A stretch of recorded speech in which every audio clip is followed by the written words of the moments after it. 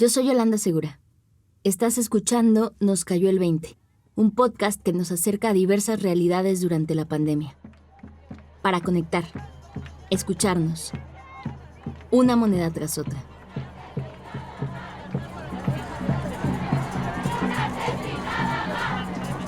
¿Se acuerdan del 8 de marzo? ¿De las marchas? ¿Del paro nacional? Esas miles de personas caminando hombro con hombro, gritando consignas, diferentes generaciones de mujeres por toda la República. Sí, eso pasó este año, aunque se siente como si fuera hace mucho. Y luego, medidas de distanciamiento y aislamiento social, el quédate en casa. ¿Qué pasó con toda la energía del 8 de marzo, las acciones y la indignación de tantas mujeres exigiendo una vida libre de violencia? ¿Qué pasa con la violencia contra las mujeres? Muchas personas que antes de la pandemia vivían violencia en sus casas, de repente se vieron obligadas a pasar aún más tiempo conviviendo con sus agresores. Te presentamos nuestro sexto y último episodio, Las Todólogas. La todología es una idea que surge en los años 50. La idea de saber un poco de todo, de filosofía, teología, ética, etc. Pero hay otro significado vinculado con las diversas luchas de derechos humanos.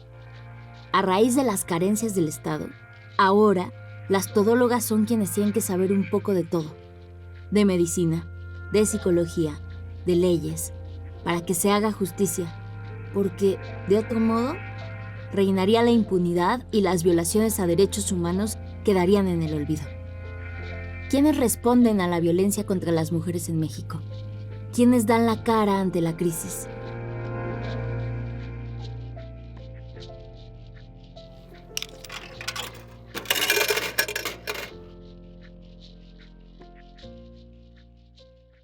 La violencia contra las mujeres o la crisis de violencia contra las mujeres que vivimos en México no es nueva.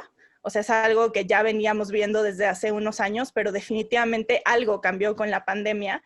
Ella es Nicole Huete, analista de políticas públicas. Trabaja en Intersecta, una organización que se dedica a la investigación y la promoción de políticas para la igualdad. Intersecta analiza datos públicos para entender la violencia contra las mujeres y la respuesta del Estado ante esta. Lo que nosotras pudimos hacer fue tomar como piezas del rompecabezas para empezar a armar una explicación de qué estaba pasando. Analizamos los primeros meses de la pandemia, ¿no? Hasta mayo, y encontramos que las mujeres estaban pidiendo más ayuda a los servicios de emergencia, como es el 911 o la línea Mujeres de la Ciudad de México, de Locatel, y que no solamente estaban pidiendo más ayuda, sino que les estaban negando estos servicios, ¿no? O sea, las órdenes de protección que pueden pedir las mujeres no se estaban dando como deberían, los tribunales no tenían claridad en cómo continuar los servicios para estas mujeres, y por el otro lado tienes a los refugios a tope, ¿no? Y a muchísimas mujeres pidiendo ayuda para ellas y para sus hijos, hijas, hijes. Entonces, pues es una combinación de factores que definitivamente dejaba a las mujeres en una situación de mucha indefensión y de mucha vulnerabilidad por las fallas del Estado. La Red Nacional de Refugios es una red de 40 refugios y 35 centros de atención externa, tanto públicos como privados. La red cuenta con refugios, casas de emergencia y casas de transición para mujeres y sus hijos que se encuentran en alguna situación de violencia familiar. Andrea es una de las muchas mujeres que ha acudido a un refugio durante la pandemia. Su voz ha sido distorsionada para proteger su identidad. Tengo una semana que llegué al refugio. No pensé que tuviera que salir huyendo de mi casa dentro del coronavirus. Cuando yo me salía a trabajar, él también se iba y llegaba muy noche o a veces llegaba hasta el fin de semana porque él es policía. Y cuando dijeron que había llegado a México el coronavirus, pues un día llegó y me dijo que ya no iba a trabajar, que le habían dado días de descanso y se me vino todo encima porque cuando él estaba más de 4 horas en la casa era muy feo. Era estar en una presión, todo le molestaba, gritos, insultos, delante de mi hijo no le importaba.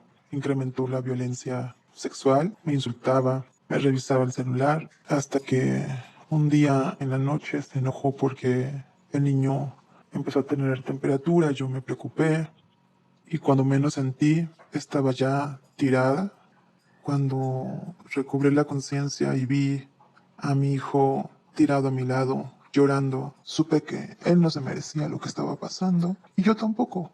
Así que mientras él me pedía perdón, yo estaba pensando en cómo salirme de eso. Busqué el teléfono de la red nacional y vi que había Face. Les escribí, les dije dónde estaba. Me preguntaron por primera vez si estaba bien, si tenía alguna lesión. Nadie me había preguntado eso. Les conté todo y me sugirieron qué hacer. Me mandaron una imagen donde dice qué hacer si estás en una situación de violencia y con unos números. Y ahí le hablé al teléfono de la red. Y sí, llegué a un refugio donde dormí tranquila, donde mi hijo y yo estamos sin ser agredidos, donde me han tratado como persona y donde he vuelto a creer.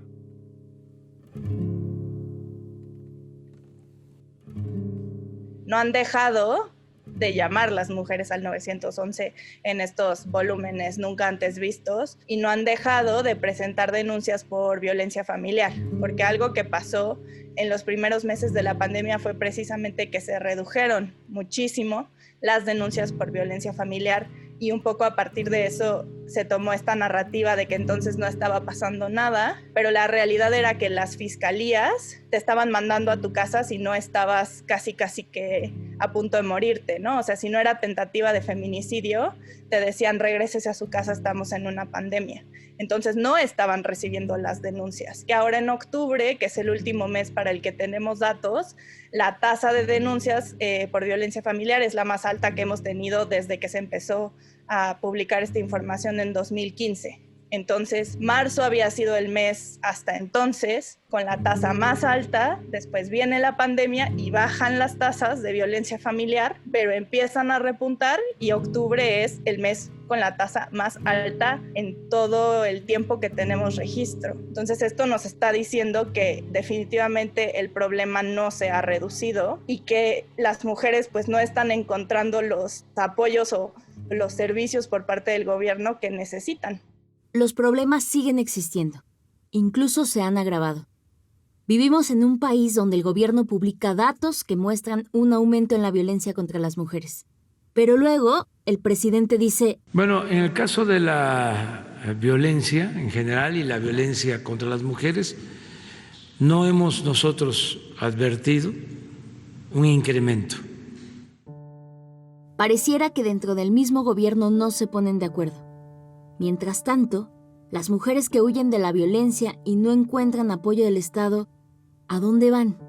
La gran mayoría de quienes llenan el vacío de los servicios que no puede proveer el Estado es la sociedad civil, que provee servicios a mujeres que experimentan violencia y a sus hijos, hijas, hijes desde antes de la pandemia.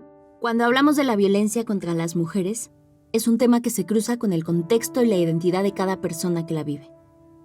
Hay mujeres trans, mujeres indígenas, afrodescendientes, madres, migrantes, mujeres de población callejera o privadas de libertad, entre un sinfín de realidades.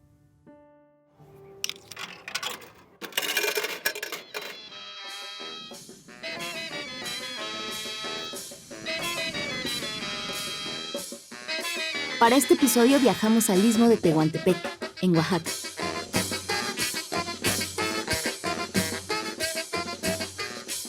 El Centro para los Derechos de la Mujer Nashwin se encuentra en Matías Romero. Nashwin brinda acompañamiento para mujeres indígenas en alguna situación de violencia. Hablamos con Constanza, una de las líderes de la organización. Nashwin significa Nash es tierra, Win es ojo, está en la lengua mije, lugar donde todos y todas cabemos, nuestra madre tierra. Eso significa Nashwin. Nos constituimos en el año 2000. Iniciamos a trabajar lo que es la Casa de Salud de las Mujeres Indígenas en el 2003. El servicio que se brinda aquí pues es asesoría jurídica, atención psicológica, el apoyo emocional, acompañamiento y traducción a las mujeres que lo requieren ante las instancias donde corresponden sus casos o asuntos. Platicamos también con Rubí, otra de las líderes de Nashvin. Tenemos acciones estratégicas, que es la atención, del cual habla Constanza. Hay un centro de atención aquí en la Casa de la Mujer Indígena donde se brindan estos servicios que ella ya mencionó. Hacemos acciones de prevención, que nosotros le llamamos trabajo comunitario porque es más amplio también. La prevención está enfocada pues en dar pláticas, talleres de sensibilización, ya sea a las autoridades para que conozcan y respeten los derechos de las mujeres y los puedan apoyar. Talleres de sensibilización a hombres para que reconozcan que las mujeres también tienen derecho, que siempre se ha vivido en desigualdad, por eso también se incluye la reflexión del tema de género, el tema de las nuevas masculinidades. Con jóvenes y adolescentes se trabaja el tema de la educación sexual para prevenir el abuso sexual infantil, para prevenir las infecciones de transmisión sexual, para prevenir los embarazos no deseados y la violencia durante el noviazgo. Con las mujeres pues también se hace pláticas, talleres, encuentros, foros, intercambios, para que ellas también conozcan que tienen derecho y dónde pueden acudir cuando se violan esos derechos. Pues la importancia sobre todo de estar organizadas para defender sus derechos. Nashvin lleva 20 años trabajando con las mujeres en las comunidades alrededor, algunas a 1 o 2 horas de Matías Romero. Constanza nos cuenta cómo ella se integró a esta lucha. Pues cómo me sentí cuando yo me integro a la organización y empiezo a participar en talleres sobre los derechos de las mujeres. Entonces yo me doy cuenta que mis derechos se estaban violando y que yo no decía nada. Quería decir que pues yo lo aceptaba, que se violaran esos derechos y que yo nunca lo había conocido. ¿Cuáles son mis derechos y cuándo se violan? Cuando se ha violentado mi cuerpo, qué tipos de violencia estaba yo viviendo.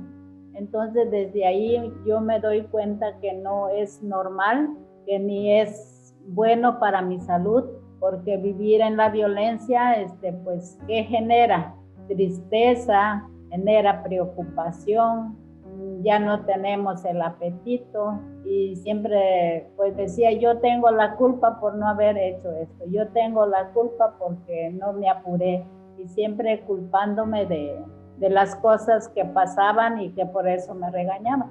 Entonces yo desde ahí me doy cuenta que no era así, o sea que yo no tenía culpa de nada.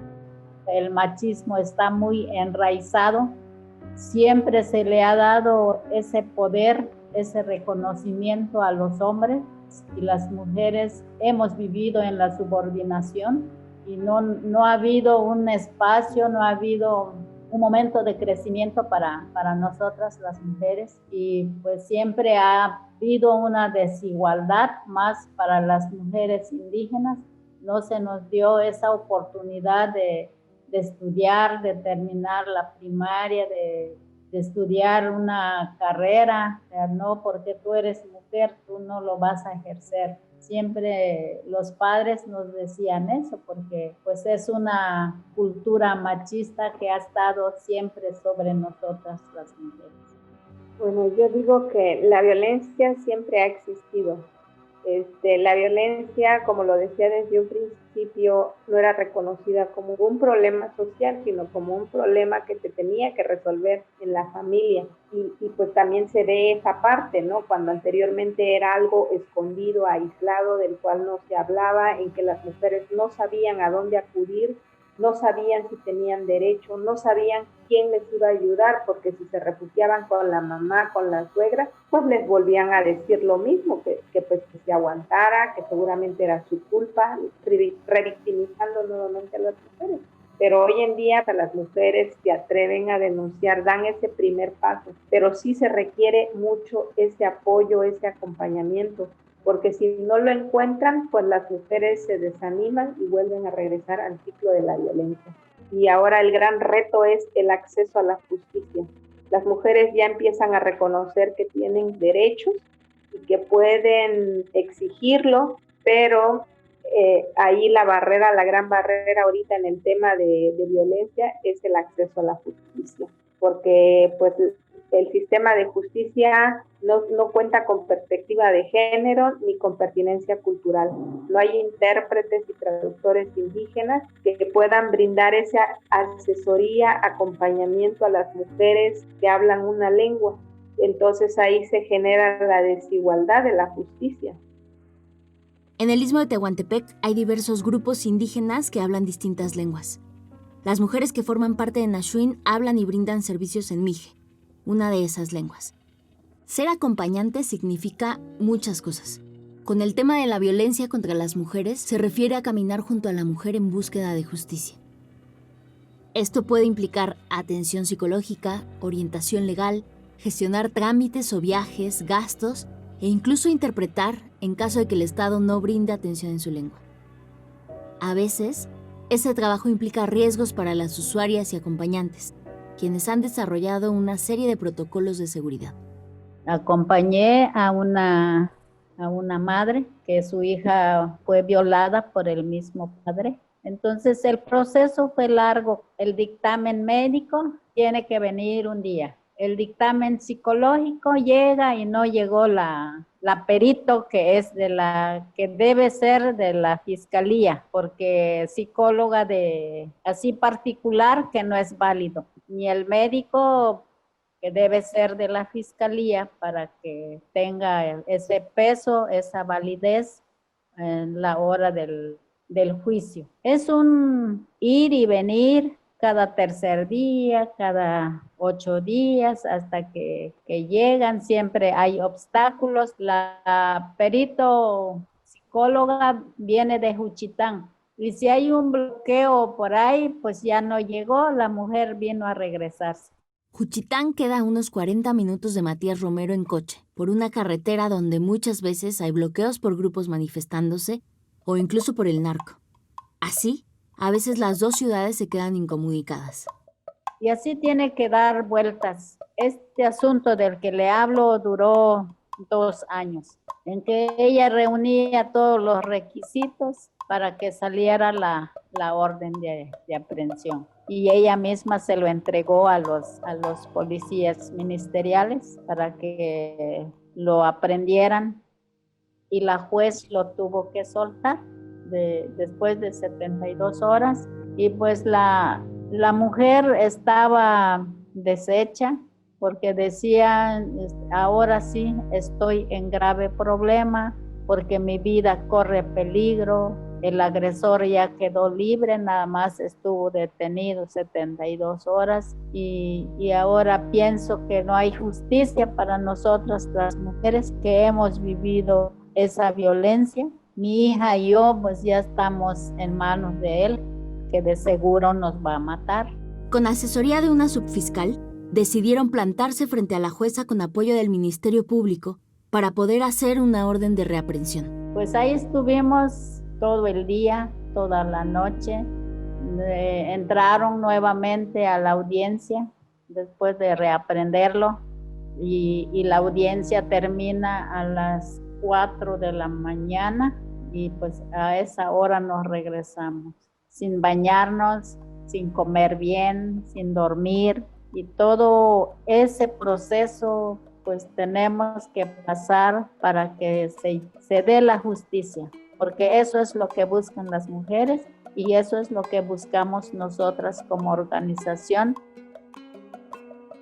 Me digo que soy todóloga, me gusta aprender de todo, pues ha sido una lucha incansable, ha sido una lucha de empoderamiento, como dicen, agarrar el toro por los cuernos para decirle, déjame pasar, que tengo muchas cosas por delante. Me siento orgullosa de mí misma porque detrás de mí hay otras mujeres que son mis nietas, que son mis hijas, que son mis nietos. Como hablamos de igualdad, entonces yo les doy esa herramienta, que ya no siga la desigualdad, que ya no existe el machismo.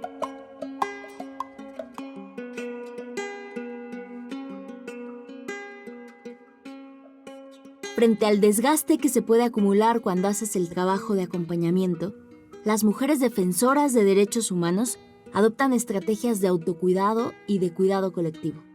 Pues creo que al principio no lo veíamos, como que empezamos mucho a dar y como dice Constanza, nos empezamos a dar cuenta de que también era necesario trabajar nuestras emociones y que esta energía también, tanto positiva como negativa, pues también influye en nuestra salud como mujeres defensoras de los derechos de las mujeres. Empezamos a trabajar con nuestro autocuidado, cuidado colectivo, porque si, como decía Constanza, si nosotras no estamos bien, no podemos dar ese acompañamiento para que las mujeres se sientan pues realmente acompañadas. Tenemos que tener todo haber trabajado todo también lo personal, y pues también tratamos de darnos nuestro espacio de relajación, de masaje, de convivencia, de tener también como nuestro plan de medidas de seguridad, porque como defensoras de los derechos de las mujeres, pues no nos ven nada bien los hombres, ¿no?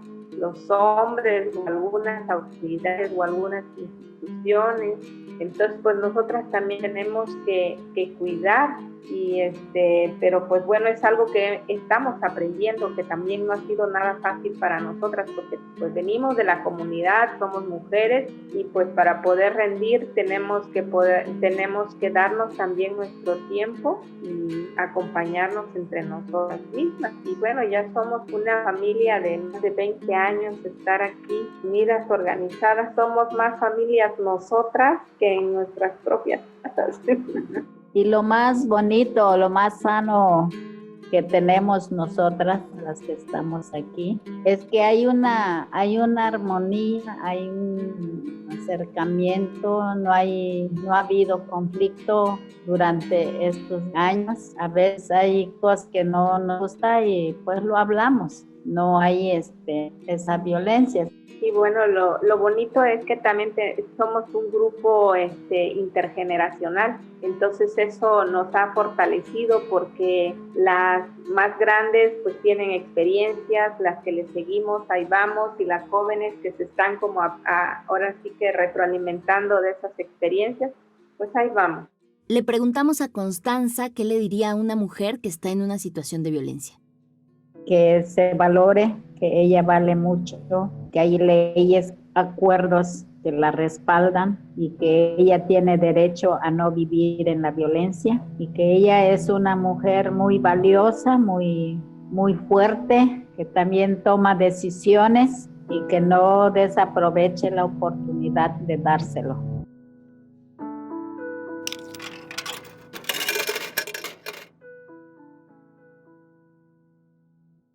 La violencia contra las mujeres puede ser sexual, económica, patrimonial, psicológica, física, entre otras. Pero vale la pena, una vez más, matizar. ¿Dentro de qué contexto se da la violencia? ¿Cuáles son las características de la violencia en México? Vamos de nuevo con Nicole. La violencia que experimentamos las mujeres no puede separarse de la crisis generalizada de violencia que tenemos en el país, y que por lo tanto tenemos que estar atacando los dos frentes simultáneamente. No solo podemos quedarnos con esto si no incluimos la otra parte dentro de nuestras políticas. Cuando empezó la llamada guerra contra las drogas, la consecuencia fue la presencia militar en gran parte del país. Ahora nos acercamos a la militarización de la seguridad pública. Según un informe del Observatorio de Género y COVID-19, los asesinatos de mujeres se dispararon, pasando de 1,089 en el 2007 a 3,824 en el 2019. Los datos indican que 2020 será igual o incluso peor. En México, ser mujer condiciona el día a día. El peligro habita en la casa, en el espacio de trabajo, en la calle y en las relaciones íntimas o con extraños. Ahora las mujeres enfrentan no solo la guerra contra las mujeres, sino también esa guerra contra las drogas. O sea, es una crisis que tiene al país sumido hace 14 años.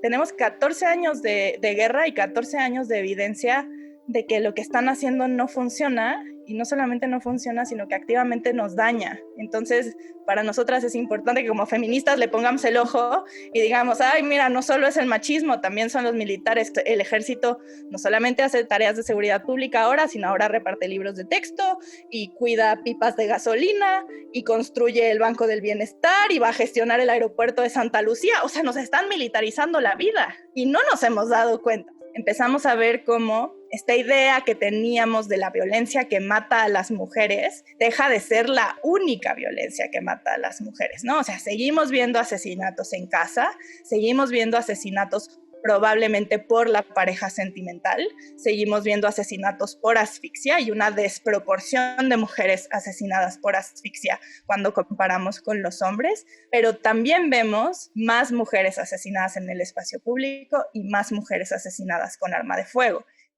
En el año 2000, 3 de cada 10 asesinatos de mujeres se cometieron con armas de fuego. Pero para el 2018, eran 6 de cada 10. Esta crisis ha estado sucediendo antes, durante y seguirá sucediendo incluso después de la pandemia. El gobierno niega sistemáticamente el aumento en la violencia contra las mujeres e invierte cada vez más presupuesto en la Guardia Nacional. Por otro lado, recorta los presupuestos para instituciones como InMujeres y fondos para organizaciones de la sociedad civil, como Nasrin. Entonces, el Estado está mandando un mensaje muy claro sobre sus prioridades. ¿Qué impacto concreto tienen en la vida de las mujeres esas políticas públicas? Esos recortes. Volvemos con Rubí. Cuando hacemos un proyecto metemos un rubro de acompañamiento, pero pues es un poco nada más. Entonces cuando tenemos viáticos, nosotros cubrimos los gastos de traslado, tanto para la usuaria como para el equipo que se va a mover de un lugar a otro para dar ese acompañamiento y gestión a estos casos.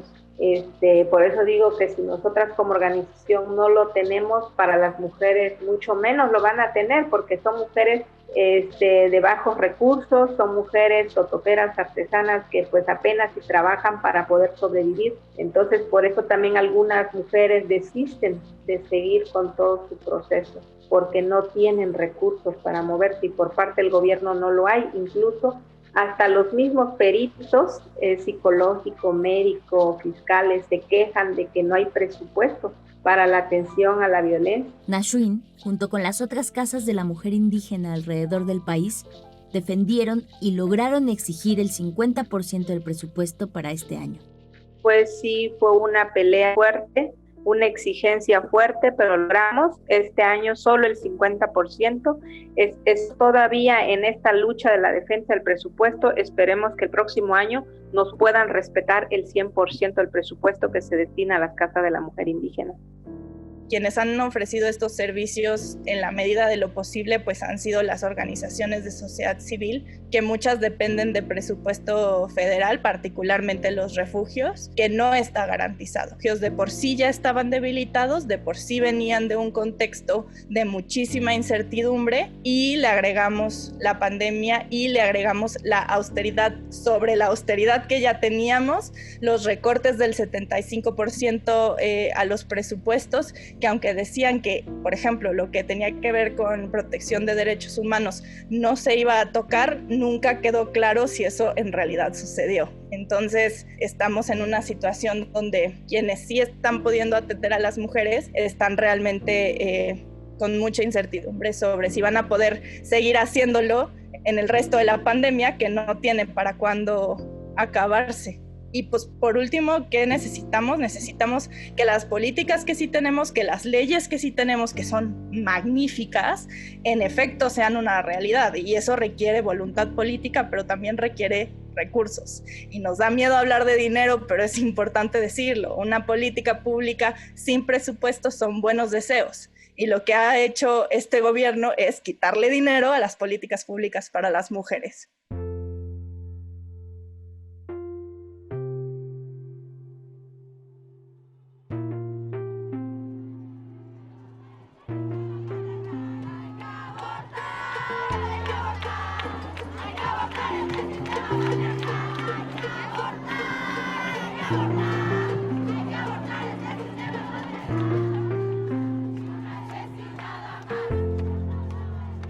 lo que gritábamos el 8 de marzo en tantos rincones del país y lo que seguimos exigiendo es que todas merecemos no solo vivir vidas libres de violencia, sino vidas plenas y gozosas. No podemos separar los temas. Necesitamos garantías para que las mujeres, todas las mujeres, podamos vivir vidas felices. Cada día miles de personas se levantan y se dedican a distintos procesos de acompañamiento a casos de violaciones de derechos humanos. Al hacer este podcast, una y otra vez encontramos carencias de parte del Estado para prevenir y atender las problemáticas que enfrentamos les mexicanes. Conocimos mujeres que ante un sistema penal lleno de burocracia tuvieron que volverse abogadas. Mujeres que para sobrevivir al día se transforman en vendedoras, cuentacuentos y cocineras. Madres que exigen justicia por sus hijos. Trabajadoras del hogar expertas en derechos laborales o enfermeras que son psicólogas y se vuelven familia para sus pacientes. Ellas son solo algunas de las todólogas de este país. Más que recortar y obstaculizar el trabajo de estas mujeres y sus organizaciones, el Estado podría escuchar y aprender mucho de ellas. A final de cuentas, son quienes están cargando con las inmensas carencias y respondiendo a las llamadas de ayuda y los casos de violencia.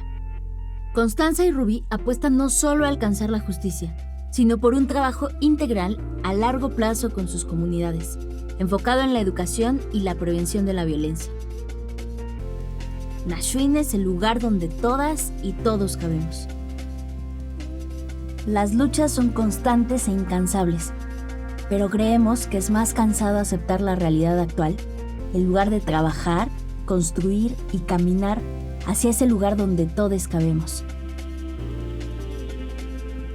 Si tú o alguien que conoces está en una situación de violencia, puedes buscar apoyo, orientación y acompañamiento con la Red Nacional de Refugios. Puedes llamar al 800-822-4460 o buscar la Red Nacional de Refugios AC en Facebook. Si quieres donar a Nashwin, puedes ingresar a su página de Facebook, @CDMNAAXWIIN, CDM Nashwin, para más información. Agradecemos a todas y cada una de las personas que compartieron con nosotras para este episodio. A Andrea y Daniel Razo de la Red Nacional de Refugios, a Nicole Huete de Intersecta y Rubí y Constanza del Centro para los Derechos de la Mujer Nashwin. Esperamos que hayas disfrutado todos los episodios de este podcast y, como a nosotras, te haya caído uno que otro 20. Este podcast fue posible debido a las más de 30 organizaciones de la sociedad civil que conforman el Observatorio de Género y COVID-19. Gracias a cada organización y cada equipo por su trabajo valioso en el día a día de la búsqueda por la justicia, cada quien desde su trinchera. Puedes encontrar más información sobre el observatorio en www.género-covid19.gire.org.mx. Yo soy Yolanda Segura y este fue el 6º y último episodio de Nos Cayó el 20. Este episodio fue producido por Candela Cine. Candela Cine son Aisa Grajeda, Ana Chino Salgado, Kim Torres, Natalia García Gras y Novia Saldaña. La música original es de Come Algo. Ellos son Sebastián Antón Ojeda, Jerónimo García y Tomás García Gras. El diseño gráfico estuvo a cargo de Nieves Danae. Estudio de grabación y mezcla 2.0, Disruptiva, con la coordinación de Brenda Villegas. Ingenieros de audio y mixer, Uriel Valdés y Andrea González Guzmán.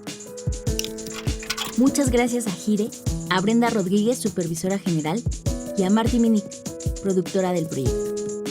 Gracias por escuchar.